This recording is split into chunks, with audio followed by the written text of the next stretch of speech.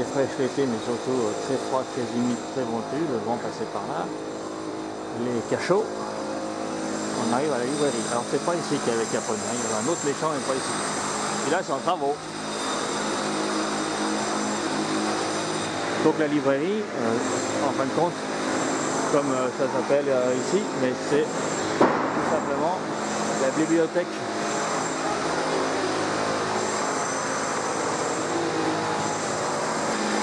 La bibliothèque, il réservait les livres. S'il était libre, eh ben, il l'avait. Mais il y avait des censures. Hein. On est sur City Street.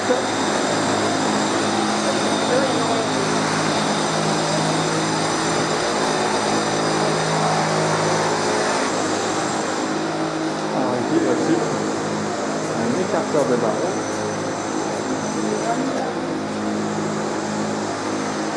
Qui sert bien sûr à écarter les barreaux. Pour l'une des rares tentatives d'évasion. Ici, la plus semblante.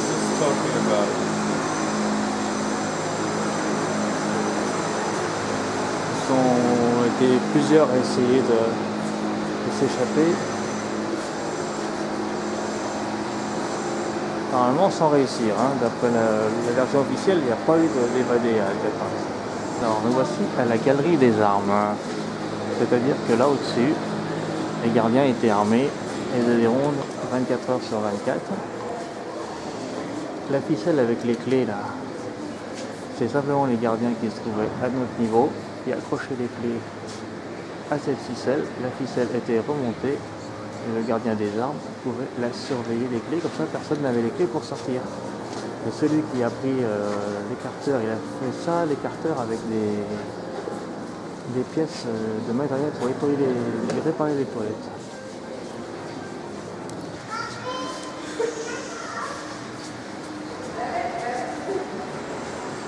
Et ça, c'est le crochet avec les clés. Voilà. Alors, il est sorti de cette cellule, hein, sûrement ce qu'il avait le droit de faire. Il a réussi à grimper là-haut. C'est que les barreaux sont courbés. Il a pris son écarteur de barreaux. Il a écarté les barreaux. Il est monté dans la galerie des armes. Il a pris le gardien. Il lui a piqué les clés qu'il avait accrochées là pour essayer de sortir par cette porte. Seulement pas de chance, la clé n'ouvrait pas la porte.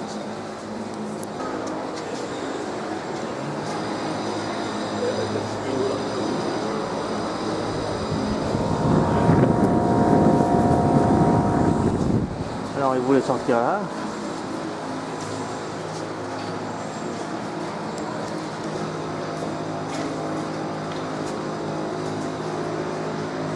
Alors 8 gardiens sont rentrés ici. Et puis ils ont trouvé les prisonniers avec des armes. Ils ont attrapé les gardiens les uns derrière les autres. Et ils ont enfermé les gardiens dans ces cellules.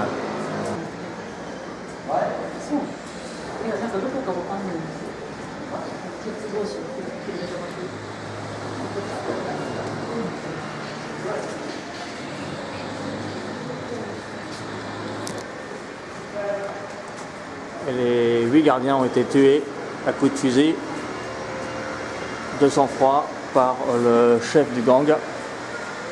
Voilà.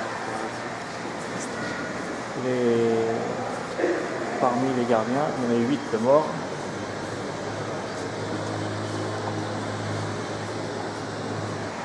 C'est lui qui tua les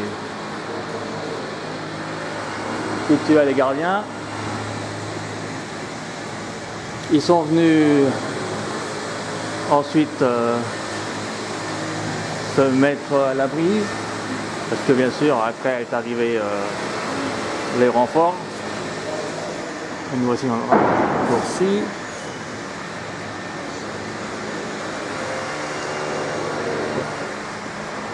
Donc après avoir essayé de s'échapper, avoir tué tous les gardiens, peut s'être cloisonné ici. Les Marines les ont pris en attaque avec des grenades. L'impact des grenades est encore visible sur le sol. Et eux, ils ont été se mettre derrière les grilles là, et ils sont morts ici. Ce fut donc la tentative d'évasion la plus sanglante d'Alcatraz, entre les surveillants qui ont été tués et les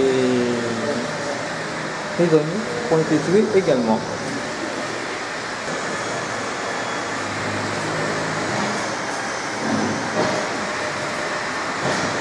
Alors, cette tentative d'évasion s'appelle la bataille d'Alcatraz, tout simplement. Il y a eu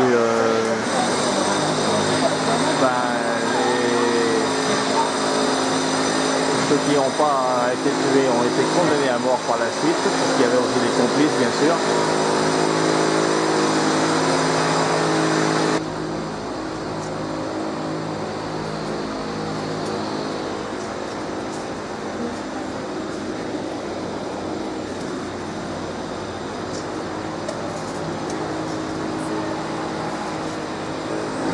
Alors ils disent qu'en 30 ans d'histoire, finalement Alcatraz était assez calme. Lui il a fait du crochet et de la peinture, les autres font de la musique.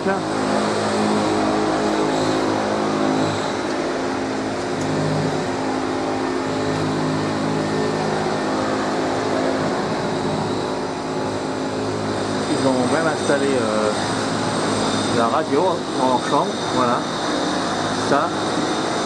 Les prises pour brancher les casques, et ils avaient le droit à 2 chaînes de radio qui étaient fournies par la prison, en plus de cigarettes.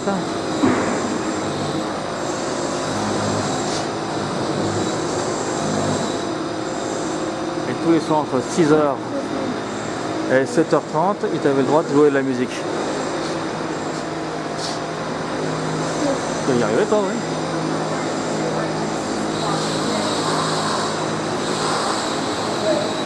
Donc 1 heure de musique tous les soirs. Si chacun fait son instrument dans son coin, c'est dur, hein. Alors toujours dans le bloc C, à la fin de ces cellules où on nous montre que la vie était correcte en prison. L'autre là-bas au fond, c'était où c'est qu'il y a eu le carnage, la bataille. Ici on a le parloir. C'était les visites.